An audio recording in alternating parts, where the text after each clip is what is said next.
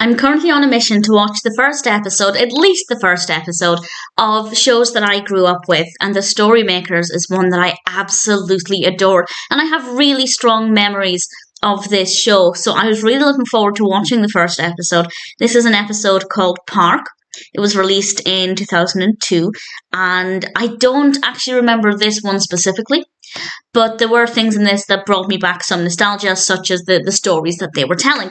And there will be spoilers in this discussion as I talk about what is in this one.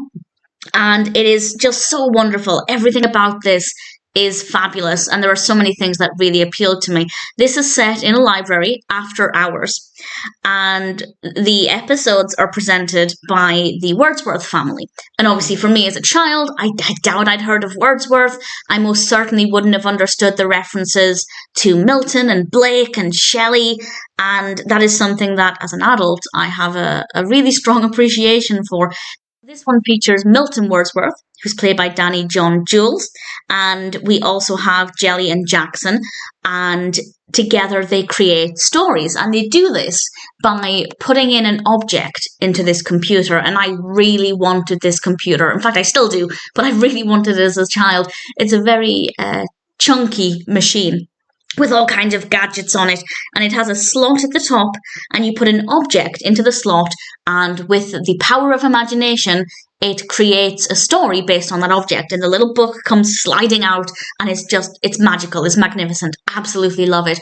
And we have 3 stories in this one, all centered around the theme of a park. The first one is a playbook, and here we have live action clips of children enjoying the park, and that's kind of the story coming to life. The second one is a blue cow story.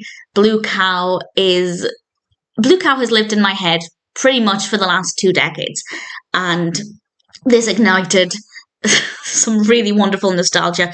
This is a story about Blue Cow visiting the play park, which is a lot of fun. And then we have a third one, which I'd forgotten about, and this is a Sniff and Wag story. And this is about these puppets called Sniff and Wag who visit the park.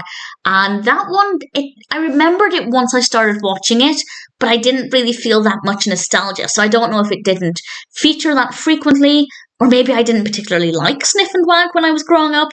I'm not so sure, but we do have a good variety because we have the live action story, the animated Blue Cow story, and then the story with the puppets. So there's a lot to look at here. There are a lot of stimulating stories and clips and different characters involved, and I think that that's something that's obviously really delightful to keep things fresh and moving over the course of the 15 or so minutes. It's wonderful. The stories are really fun. The design of the computer I love. The little books I love. The characters are great.